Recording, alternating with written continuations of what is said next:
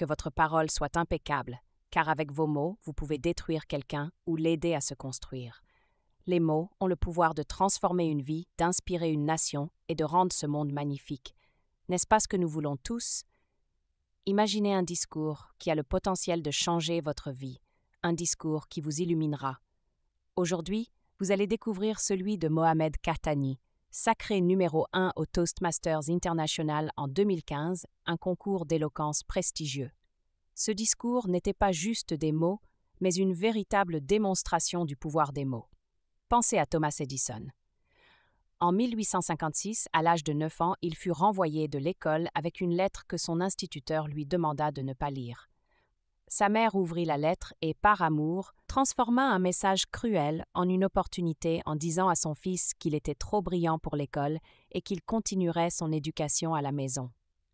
Des années plus tard, devenu un génie reconnu, Edison découvrit la véritable lettre qui le qualifiait de déficient mental. C'est le pouvoir de l'amour et des mots qui ont façonné son destin. Les mots sont nos plus grandes sources de pouvoir. Ils peuvent motiver ou détruire. Lorsque j'étais jeune, je demandais souvent à mon père si j'étais un homme. Sa réponse était toujours non. Ce n'est qu'après avoir cessé de chercher sa validation extérieure que j'ai su que j'étais devenu un homme. Cela m'a appris que la validation extérieure ne définit pas qui nous sommes. Pourquoi personne ne se préoccupe-t-il du réchauffement climatique, même si c'est un problème sérieux? Parce que souvent les messages ne sont pas transmis efficacement. Mais quand quelqu'un qu'on admire parle, ses mots sont crus. L'histoire de mon ami Nasser en est un exemple tragique. Cherchant la validation de son père, il sombre dans des comportements destructeurs après avoir été rejeté.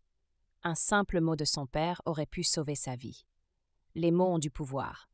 Ils peuvent cracher du venin ou réparer une âme brisée.